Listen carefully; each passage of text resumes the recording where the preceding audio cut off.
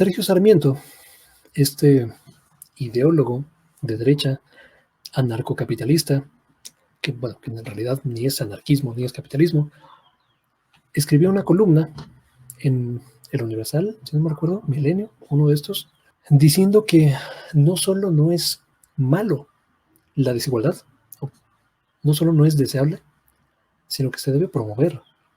Él argumenta, se debe promover la creación de más multimillonarios, de más milmillonarios. A propósito esto del ranking de la revista Forbes. No sé exactamente cómo se organizó, no estoy muy enterado tras bambalinas, pero tuvo un debate con Viridiana Ríos, esta investigadora, académica, estudiada en Harvard. De hecho, esa es como su credencial. Yo estudié en Harvard, miren, yo tengo Harvard, sí. Bueno, pero es especialista. Viridiana Ríos, como no lo es Sergio Sarmiento, en temas de pobreza y desigualdad. No debería ser sorpresa que Sergio Sarmiento haya sido completamente desmantelado en este debate, pero vamos a ver los distintos segmentos. Si no me recuerdo, son 4 segmentos, hablando de pobreza, desigualdad, de la creación de multimillonarios y de la política fiscal, de los ingresos del Estado a partir de esta situación. Se los voy a compartir. Esto fue de nuevo en La Octava, en este canal que ha visto desfilar talento y que ha desperdiciado talento como el de Páez Varela, como el de Álvaro Delgado, como el de Serrano, de Sin Censura. Esto es el primer argumento de Sergio Sarmiento. Los que hemos identificado, porque vale la pena señalar que claramente hay muchos multimillonarios en México que no han sido identificados, pues lo que están haciendo es invertir su dinero, están generando actividad económica, están generando empleos y por supuesto esto genera riqueza y ayuda a disminuir la pobreza. Esta es la caricatura de lo que se llama Trickle Down Economics, de lo que Richard Nixon, un republicano, una persona de derecha, le llamaba Voodoo Economics, la economía de vudú, de lo etéreo. La idea de que si generas multimillonarios, llueve abajo, se genera un efecto derrame, como si la riqueza fuera contagiosa. Esto nunca ha funcionado en la historia de la humanidad. Vamos a ver qué dice Viridiana Ríos al respecto. Viridiana Ríos. El gran problema de que existan millonarios tan grandes, porque yo creo que a lo mejor Sergio se está imaginando pues una persona que, no sé, tiene $5 millones. Yo creo que esa es una cantidad de riqueza que todavía se puede invertir y puede generar empleos y puede generar empresas. Más de 1,000 El gran millones, problema es que aquí estamos hablando de una cantidad enorme de dinero que está concentrada en una sola persona. Y cuando eso sucede, están sucediendo en realidad 2 cosas. Una es, se está limitando la inversión privada, porque todas las decisiones de inversión privada las está tomando un solo empresario. Y 2, se está limitando también la inversión pública, porque ese empresario no está contribuyendo lo suficiente con el erario público. La razón por la cual nosotros vemos concentración de riqueza en gran medida se debe a la imposibilidad del sistema fiscal para lograr cobrar lo justo a personas que tienen estas cantidades de fortunas. Lo que nosotros vemos en México es que una persona que gana 56 millones de pesos al mes paga prácticamente la misma tasa de impuestos efectiva que una persona que gasta 23 mil pesos. Entonces, parte de esta desigualdad que vemos es también, lo que crea un Estado que no puede invertir. Entonces, cuando Sergio nos dice, hace falta inversión, concuerdo, hace falta inversión pública y para eso se necesita una mejor distribución de la riqueza. Viridiana Ríos tiene completa razón en esta situación. Y es algo que hemos dicho frecuentemente en este programa. La columna vertebral del neoliberalismo, uno de sus pilares fundamentales de cómo se perpetúa, es el sistema fiscal. En México tenemos un sistema fiscal regresivo, con impuestos planos, que cobra lo mismo a Carlos Slim que a un jornalero de Oaxaca por un refresco, por unas papitas. Pagamos exactamente lo mismo. Y eso hablando del impuesto al valor agregado. El impuesto sobre la renta, como bien dice Viridiana Ríos, más allá de los esquemas y los escalones y de la tasa marginal que existen en el papel, la tasa real, es decir, la tasa que realmente pagan los empresarios, los multimillonarios en México, una persona que gana 56 millones de pesos al mes, paga lo mismo que una persona que gana 25 mil pesos. El sistema fiscal mexicano los trata a los dos de la misma forma, y eso es fundamentalmente injusto. Claro, este sistema fue diseñado por Carlos Salinas de Gortari en su momento y perfeccionado por Enrique Peña Nieto. Vamos a pasar al siguiente segmento. Claro. Ahora, quizás la pregunta que habría que hacernos es, ¿qué hacer para reducir la desigualdad? ¿No? ¿Tiene razón La corrupción lleva... la desigualdad? Sergio. Estamos hablando de corrupción versus desigualdad. Bueno, yo no veo ninguna relación. El presidente dijo que combatiendo la corrupción iba a encontrar 500,000 millones de pesos. No sé dónde los ha encontrado, no los ha encontrado, no los hemos visto. Dice que ya en su gobierno ya no hay corrupción. La verdad es que yo no veo que haya desaparecido la corrupción en este gobierno. La corrupción es, por supuesto, un fenómeno que debilita a cualquier economía porque no da certeza, porque en una economía con certeza puedes tener un mayor crecimiento económico y una mayor inversión, pero no tiene... Para quienes no hablen neoliberal, cuando Sergio Sarmiento habla de certeza o certidumbre, está hablando de garantía de ganancia. No está hablando de condiciones justas para que las personas, los empresarios puedan invertir en México con una razonable o módica interés para ganar. Está hablando de garantizar ganancias. Eso están acostumbrados en el neoliberalismo, entendido como la transferencia material y sistemática de recursos de todos y todas del Estado mexicano a unas pocas manos. Eso es de lo que habla, para quienes no se sepan estos eufemismos. Tiene nada que ver esa corrupción con el número de multimillonarios. Y a propósito, Viridiana, yo utilizo la definición de Forbes, que es lo que estamos usando, ¿no? $1,000 millones, no $5 millones. Bueno, hay 10 multimillonarios según la lista de Forbes en México, había 24 antes, hay 10, y sin embargo, pues tiene muchos más Alemania, tiene muchos más Suecia, y sin embargo, no por eso tienen más corrupción. No tiene nada que ver una cosa con la otra. Son simples juegos. Y en el caso de Oxfam, es una organización que se dedica a combatir la desigualdad por una razón, porque esa es la razón por la que recibe fondos, va con la gente, les pide dinero para combatir la desigualdad y de esa forma pues gana su dinero, ese es su negocio, y simple y sencillamente no ha demostrado ni Oxfam ni ninguna otra organización que disminuir la desigualdad vaya a generar o más crecimiento económico o, lo que para mí es más importante, vaya a disminuir la pobreza. Sergio Sarmiento habla como si esta creación de ultra riqueza se diera en el vacío, como si no tuviera que ver con el resto de la economía, como si no tuviera que ver con la precarización laboral, que es brutal en México, como si no tuviera que ver con la generación de pobreza, como si ellos vivieran en su propio mundo, donde ellos solitos generan riqueza y trabajan órdenes de magnitud más, o no sé lo que piensa Sergio Sarmiento, para que se merezcan esta cantidad de recursos. Vivimos en un entorno, y las decisiones políticas y económicas del Estado y la transferencia de recursos materiales hacia una camarilla rapaz, por supuesto que tiene consecuencias en el resto de la economía. No tiene relación, dice la generación de multimillonarios, generación, por cierto, artificial de multimillonarios, con el resto de la economía. Vamos a ver qué dice Viridiana Ríos. ¿Qué contestas, Viridiana? Quiero contestar con un ejemplo, porque me parece que hay un error en tratar de pretender que al crear millonarios se estará reduciendo la pobreza, porque no es así. Tú puedes crear muchos millonarios y aún así tener a la gente sumergida en una profunda pobreza. Y eso es lo que vemos en la Ciudad de México. Aquí en la ciudad en donde vivimos, es una ciudad donde hay muchos millonarios. De hecho, pues la gran mayoría de los millonarios de Forbes viven en esta ciudad, los mexicanos, o si no, viven en Monterrey. Esto hace que la Ciudad de México, a nivel internacional, sea la tercera ciudad del mundo que más millonarios tiene en comparación con su población. Ahora, ¿esto qué ha hecho por la Ciudad de México? Pues muy poco, porque los cinturones de pobreza de la Ciudad de México todavía existen, porque cerca del 40% de la población en la ciudad vive en pobreza. Es falso el tratar de pretender que el crear más millonarios redistribuye la pobreza, y de hecho ya hay mucha también evidencia económica sobre el tema. En los años 80 existía un concepto que se llamaba trickle-down economics, que pues implicaba que al crear millonarios pues inmediatamente se beneficiaba el resto de la población.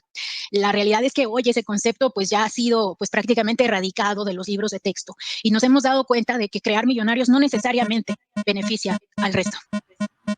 Bien, déjenme ir a un corte y vamos a seguir hablando de desigualdad después de esta...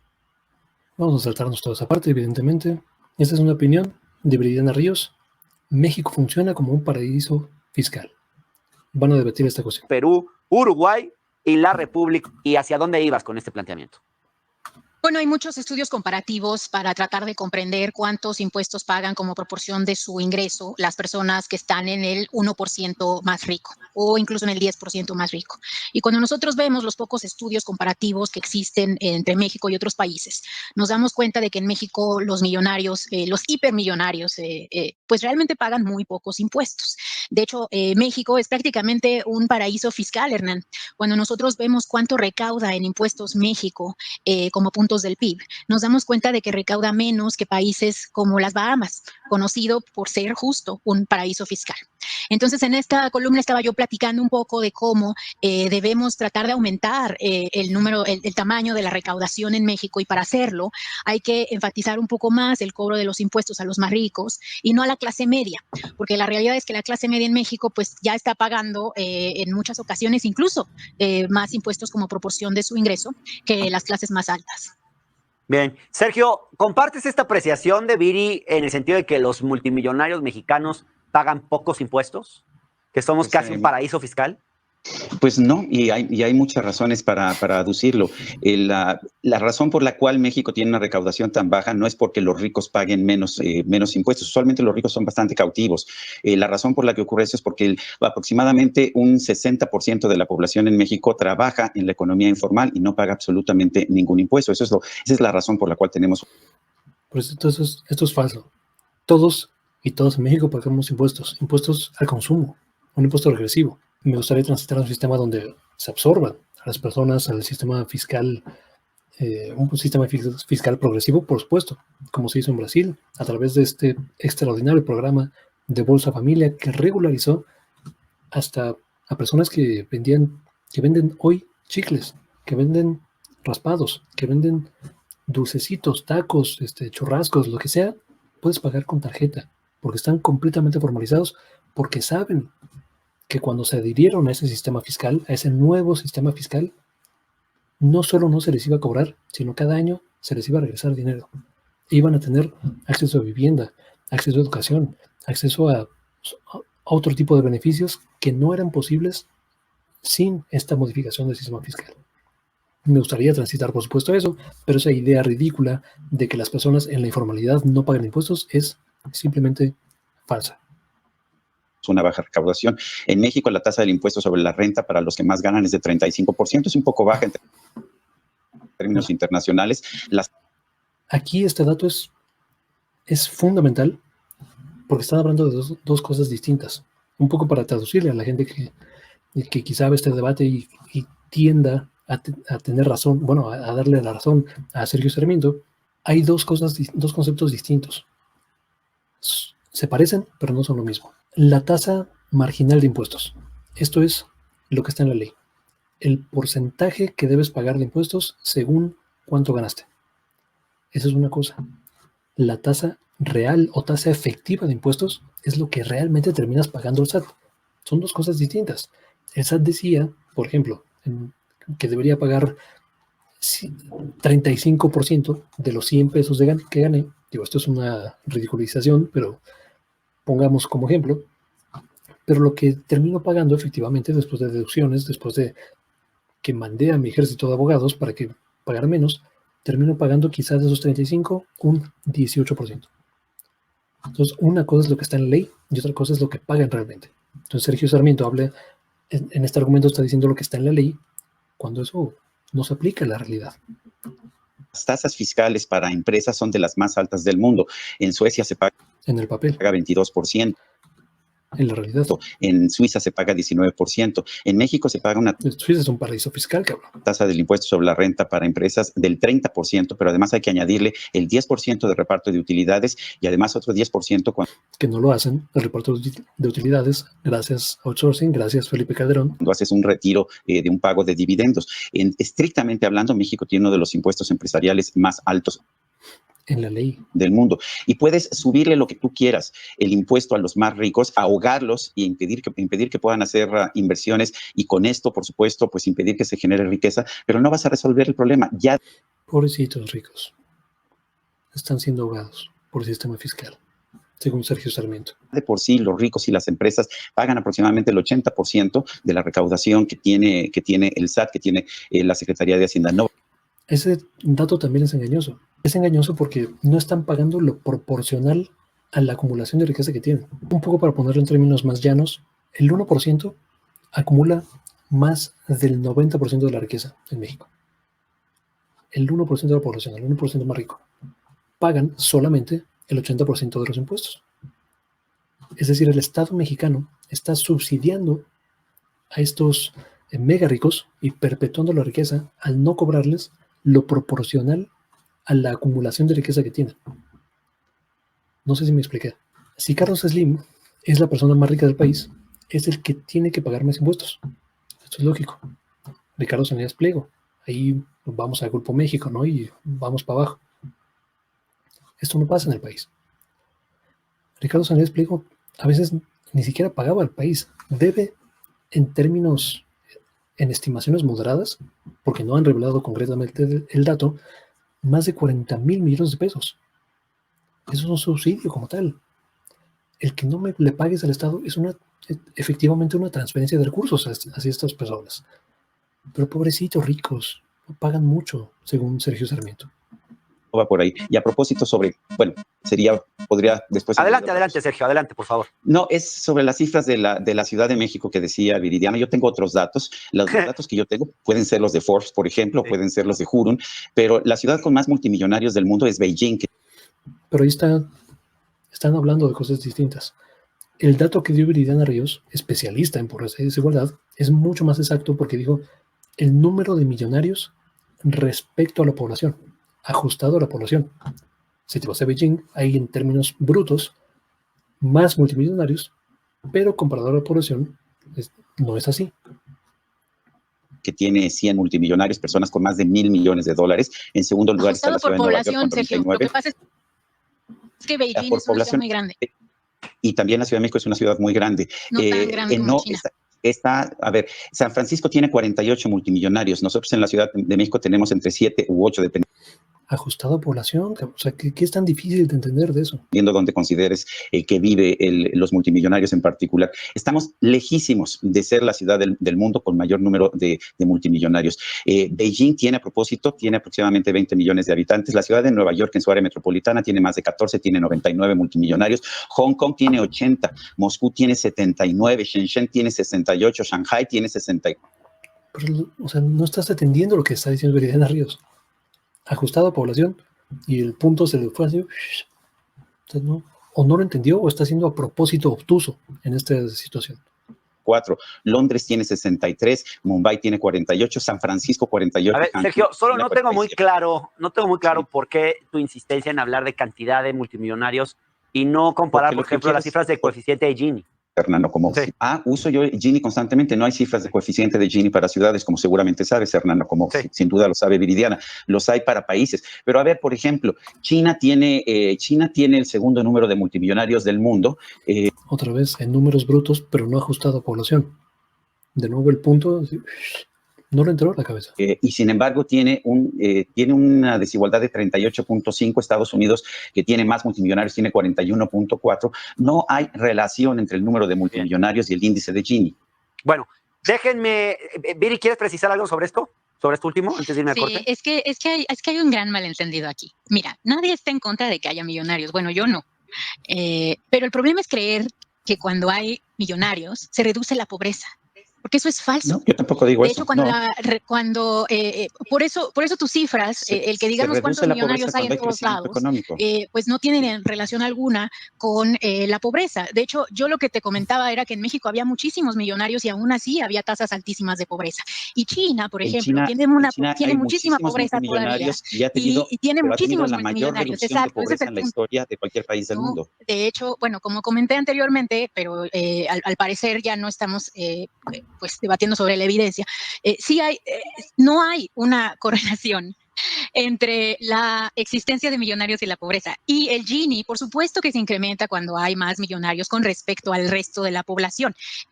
Más aún, y me gustaría contar esto, Hernán, porque creo que también hay un malentendido, la desigualdad en México sí ha aumentado.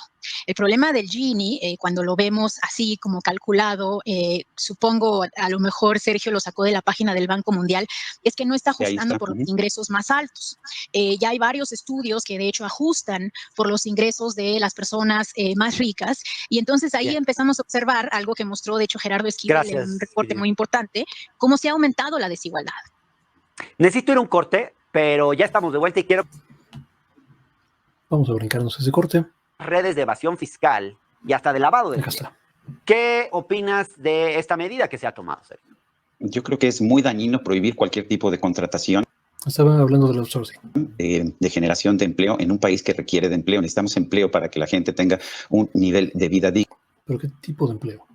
Y la verdad es que la afirmación que tú haces, Hernán, simple y sencillamente es producto de un prejuicio. Hay empresas que evaden el fisco, sí, hay empresas que evaden el fisco. Algunas de ellas son de outsourcing, sí, algunas son de outsourcing. Otras no son de outsourcing, sí, otras no son de outsourcing. No tiene absolutamente nada que ver. Ya la legislación que tenemos desde hace mucho tiempo establece que las empresas que están subcontratando con otras empresas son solidarias, tienen una obligación solidaria con los trabajadores que están contratando a través de empresas de outsourcing. Esa obligación solidaria es la autorregulación perniciosa que permitió la proliferación de esta actividad llamada outsourcing.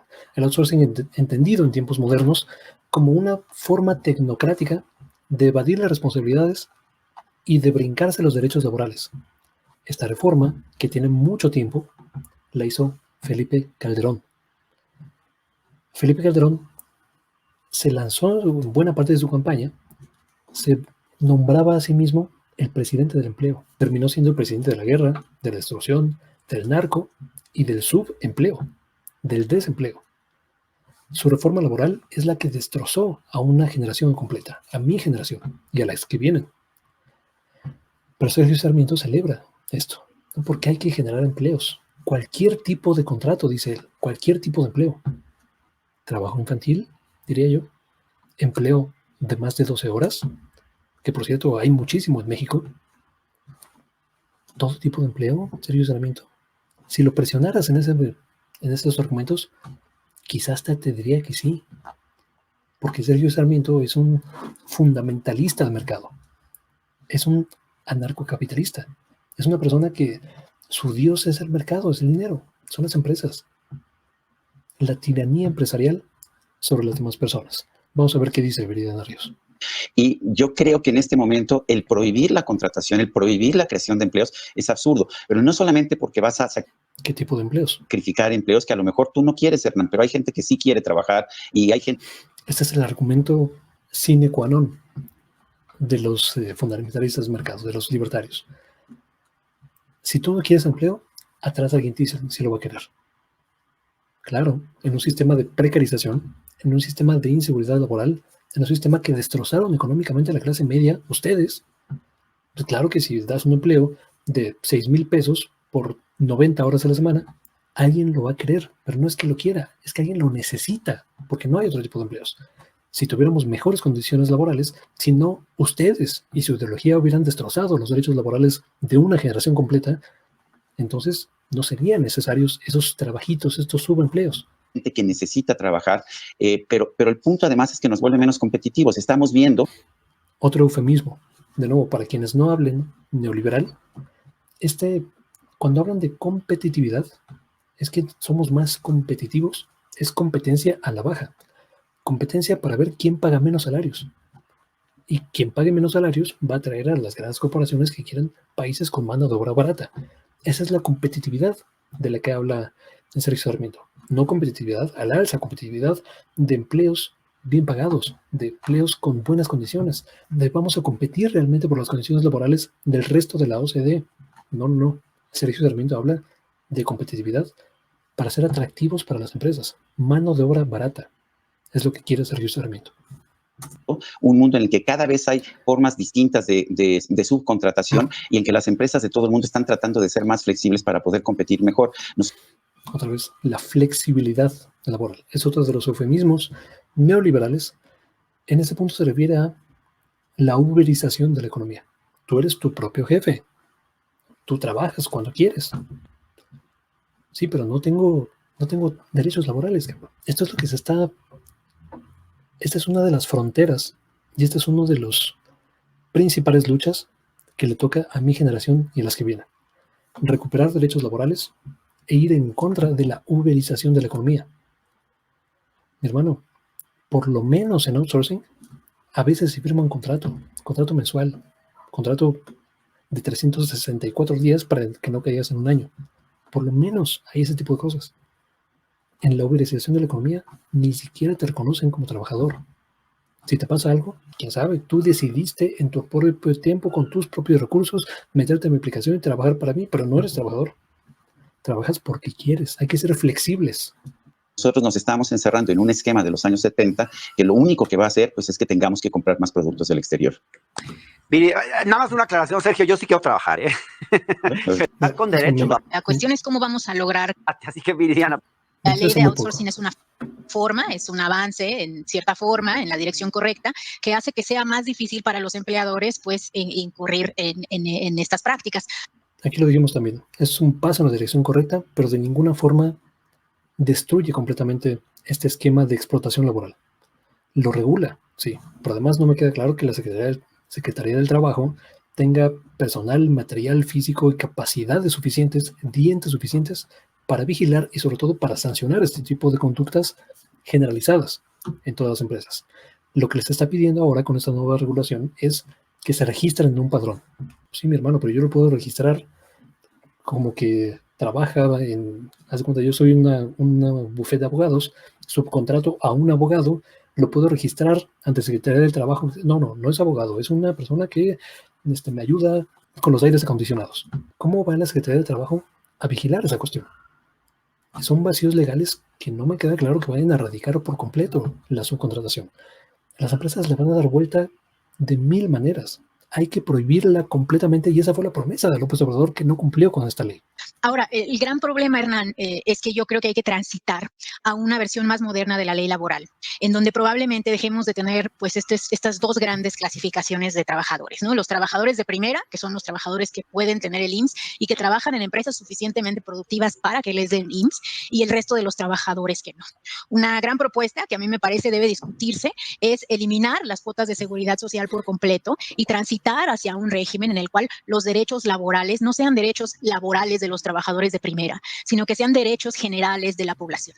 Esto que requeriría pues un aumento importante en los impuestos, sobre todo en los impuestos que se le cobran a los más ricos. Las tasas de ISR en lo individual en México, no en personas morales, sino en personas físicas, son todavía bajas, y también tenemos un problema importante de evasión, sobre todo en los niveles más altos de ingreso. Esta propuesta es la primera vez que la escucho, la leo en algún lado. No sé qué pensar. Eliminar las cuotas obrero-patronales para el IMSS sería un hueco profundo en las finanzas del IMSS. Si no se sustituye con otra cosa, Viridiana Ríos propone un impuesto a los más ricos, o un sistema fiscal mucho más progresivo, algo que yo también apoyo, pero habría que hacer bien las cuentas y ser muy cuidadosos, porque si quitas ese colchón que tiene el IMSS, la principal institución y proveedor de salud de todo el país, cuidado, porque dices, vamos a quitarle esto y gradualmente transitar. No. Es que tienes que tener los recursos para después quitarle la alfombra de abajo. Hay que analizarla con números y tendría que verla yo plasmada en papel o un análisis más profundo.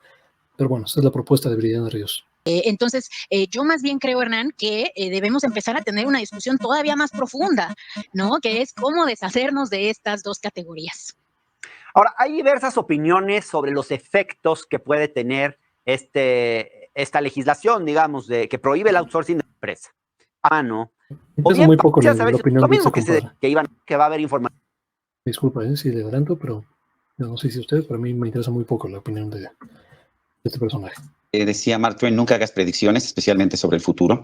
Es muy difícil saber cuáles son, cómo va a reaccionar el mercado con las reglas que tenemos. Aquí está hablando de los dos lados de la boca al mismo tiempo. Hace rato decía, no se puede prohibir la contratación de cualquier tipo de contratación porque es buena y los mercados se van a ir y van a generar inflación y vamos a tener que ocupar del exterior. Ahí estaba prediciendo el futuro. Y ahora dice, Viridiana, por favor, no hagas predicciones porque... La primera propuesta que prohibía nada más el outsourcing, la propuesta de Napoleón Gómez era mucho mejor. Urrutia y de Luisa María Alcalde, pues por supuesto iba a generar un desempleo bastante importante. Ahora se permitieron ciertos pero no hay que futurizar, ¿no? Elementos que hacen que las empresas estén viendo si les conviene despedir gente, si les conviene no despedir gente.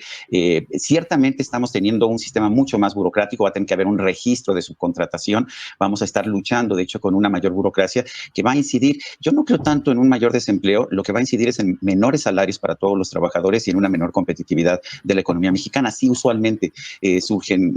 De nuevo el eufemismo de la competitividad. En este tipo de fenómenos. Pero la verdad es que son tan complicadas las consecuencias de prohibir una práctica que es común a nivel internacional, que de hecho cada vez vemos más, por ejemplo, ahora con las pandemias, vimos que... Que sea común no significa que sea buena, cabrón. Esa es una falacia ad populum. Ahí se subcontrató a BioNTech en Alemania para hacer el trabajo intelectual de la producción de la pandemia. Después vimos cómo subcontrataban empresas de genéricos en todo el mundo para que produjeran ya la manufactura de las vacunas. Bueno, lo que va a pasar simple y sencillamente es que me parece la economía mexicana va a ser menos competitiva. En lugar de que transfieran y liberen la propiedad intelectual, subcontratan empresas para perpetuar las ganancias de unos pocos. O sea, este es un contrasentido totalmente. Estamos en una pandemia, cabrón. Hablando de precisamente el ejemplo que dice Sergio Sarmiento y que defiende como una parte innovadora, bondadosa de la subcontratación, que además está haciendo una falacia de equivalencia. Cuando se ataca la subcontratación como concepto, estamos hablando de este eufemismo para quitar derechos laborales. De tú trabajas directamente para mí, pero tu contrato es con esa persona y por lo tanto ya no te pago. Eso es lo que se quiere erradicar.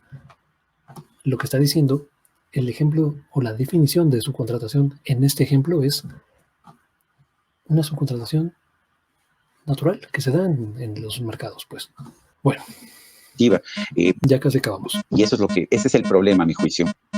Bien, Viridiana, ¿coincides con este diagnóstico? El tema del outsourcing, la regulación del outsourcing nos va a hacer menos competitivos, va a reducir los salarios, como afirma Sergio Sarmiento, o ves cuestiones positivas en esta legislación?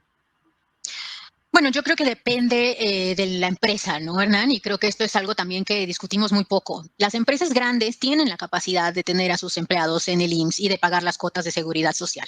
Cuando nosotros vemos los márgenes de ganancia de las grandes empresas en México, pues son por mucho superiores a los del resto del mundo. Y tenemos, de hecho, pues amplias estadísticas para demostrar que, de hecho, gastan muy poco en salarios, gastan menos de lo que gasta el promedio de la OCDE e incluso de lo que gastan pues muchos países latinoamericanos. El problema aquí es cuando hablamos de otras empresas, de las empresas pequeñas, de las empresas micro, de las empresas medianas. Y ahí se empieza a volver un poco más complicado el tener pues toda la carga de las cuotas sociales. Y ahí es en donde nosotros tenemos que empezar a pensar pues fuera de la caja y tratar de pensar primero en políticas que ayuden a estas empresas a crecer y a volverse más productivas para que puedan tener los márgenes de ganancia requeridos para la formalidad. Y segundo, quizá aún más importante, pues el transitar de un sistema en donde se cobran impuestos por trabajar, como son las cuotas sociales, a un esquema en donde se cobre impuestos a quien más tiene. El gran problema en México es que los trabajadores pagan muchos impuestos, pagan más impuestos que los capitalistas, pagan más impuestos que la gente que tiene dinero guardado en el banco. Y ese es el corazón del problema. Gracias, Viridiana. Muchas gracias, Sergio.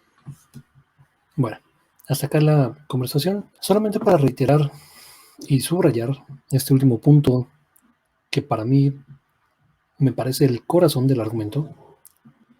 Esta es una gráfica que elaboró la propia Viridiana Ríos y que aquí hemos mostrado en más de una ocasión y seguiremos mostrando la proporción del valor generado por una empresa que gasta ya sean empleados o en accionistas, en los dueños de la empresa.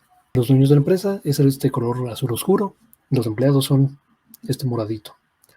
La Unión Europea paga 73.6 a empleados, Estados Unidos 71, la OCDE, el promedio de la OCDE 67, México 33. Estamos en el mundo al revés. Estamos en un mundo que privilegia a los capitalistas, a quienes son los dueños de las empresas, y explota material, sustantiva progresivamente a los trabajadores. Esta es la desigualdad que se quiere combatir. Y esto es lo que defienden personas como Sergio Sarmiento.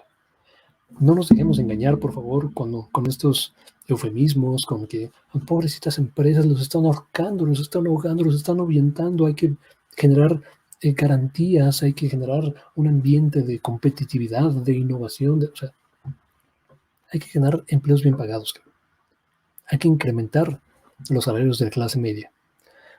Sergio Sarmiento, en algún momento de esta conversación, defiende la reducción de pobreza de China, de un capitalismo fuertemente regulado y subordinado a los intereses del Estado. ¿Cómo disminuyeron su pobreza, su desigualdad? Incrementando salarios,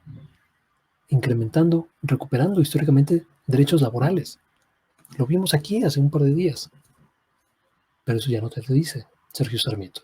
Sergio Sarmiento habla como si esto fuera un éxito del neoliberalismo, de la libre contratación, del libre mercado, que esto también es un eufemismo que jamás ha existido en la historia de la humanidad. Los mercados dependen de la intervención estatal y los máximos ganadores del capitalismo son aquellos que no solo fueron más innovadores en el mercado, sino que se beneficiaron directamente de contratos, de subvenciones, de tratos directos y de transferencias de recursos del Estado, de la mayoría de las personas hacia unas pocas manos, de los beneficiarios del neoliberalismo, de los patrones de Sergio Sarmiento. Hasta acá voy a dejar este comentario. Muchas gracias por ver, muchas gracias por compartir, por suscribirse. Me parece interesante comentar este tipo de temas y refutar este tipo de narrativas como si no se hubieran demostrado ya su ineficacia, su efecto pernicioso en la sociedad. Si no tenemos derechos laborales en México, como los tenían nuestros papás, es gracias a las personas como Sergio Sarmiento. Nunca lo olvidemos, por favor. Muchas gracias por ver. Hasta que voy a dejar este comentario. Muchas gracias por compartir, por suscribirse. Nos vemos ahora sí. Hasta la próxima.